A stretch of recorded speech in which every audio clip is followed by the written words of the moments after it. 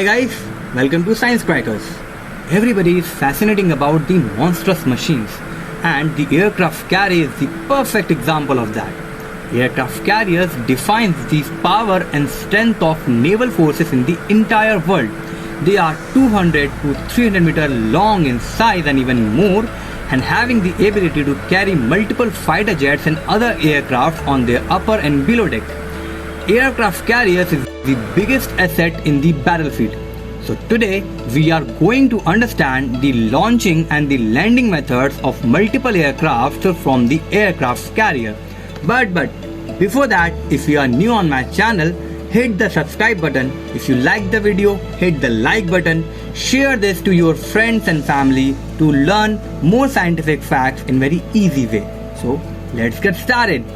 So mainly there are two methods. The first is CATOBAR, which means catapult takeoff but arrested recovery. And the second is STOBAR, which means short takeoff but arrested recovery. So first we take a look to CATOBAR method and mainly the launching method, the takeoff method, because the landing methods is same for both STOBAR and CATOBAR. So let's take a look to CATOBAR. Catapult systems is a hydraulic based machine powered by steam, and the steam is generated below the flight deck and stored in the pressurized tanks. The steam is prepared in the boilers, and the boilers is powered by nuclear reactors or ship huge propulsion system. Like in USA they are using nuclear powered ship, but in India we are using diesel powered or different other fuel powered ships. Catapult system provides huge thrust so that an aircraft gains a speed from 0 to 165 knots in less than 2.5 seconds. This system uses only 91 to 100 meter runway. In normal, the aircraft takes 700 meter runway to take off from ground to air, but on aircraft carrier the catapult systems only use 91 to 100 meter runway. A high pressurized steam is stored in the cylinder and is connected to a two piston arrangements, as you can see in the picture. When the high pressurized steam is released, it applies a huge hydraulic force on the piston heads, and the piston acts like a bullet. The piston is connected to a device called shuttle, which is connected to the front landing gear of the aircraft. The tow bar and the holdback levers is connected to the shuttle. The shuttle takes the aircraft to the runway slot to launch the aircraft. Now comes on water brakes.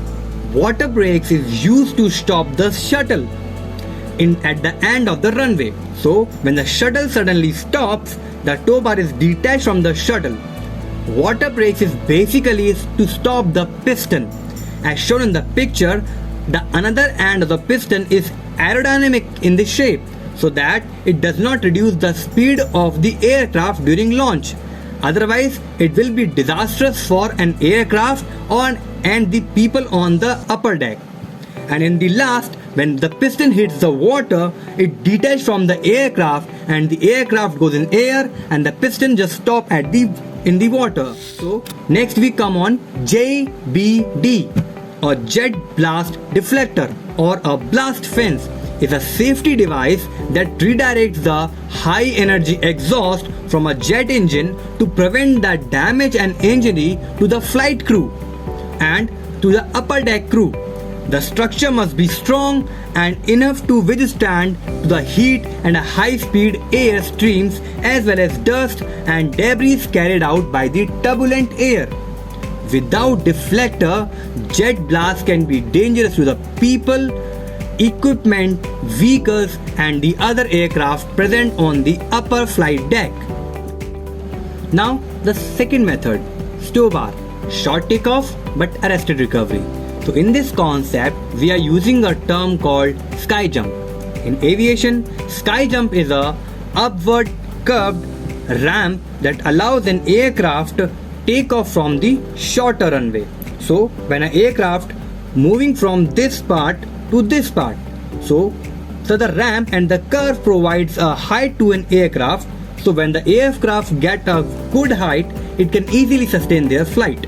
So, by forcing the aircraft upward, liftoff can be achieved at the lower airspeed than the required for sustain the flight. Next, we will cover the arrested recovery part. Now, the landing method, the arrested recovery. Landing on an aircraft carrier or on the runway is the toughest part of flying. When a pilot is ready to land on an aircraft carrier, then the pilot opens the rope catching hook of an aircraft to catch the ropes present on the aircraft carrier. 3 to 4 ropes are present on the aircraft carrier because landing is tough, dangerous and not always accurate due to many factors like weather, speed of air, visibility of an aircraft carrier, day and night times. That's why multiple ropes are given on the aircraft carrier so that if an aircraft misses the first rope, it can catch second or third or fourth to land safely on the aircraft carrier. Next, these ropes are connected to another hydraulic system so that when an aircraft hooks catch the ropes, the hydraulic system attached to that rope reduces the speed of an aircraft and stop it in the required space. During landing, pilots are instructed to first lower their speed to come closer to the aircraft carrier, and when they touch down on the aircraft carrier, they increasing their thrust to increase the speed or during landing, because in any case if the aircraft miss all the ropes, then it can again take off easily due to its speed as the hydraulic system reduces their speed. This technique prevents crashes, damages of an aircraft and the crew. In last, enjoy the whole procedure video and comment your favorite part in the comment section and what concept you required a video. Also your feedbacks are important. Thanks for watching guys. Keep learning. See you in the next video.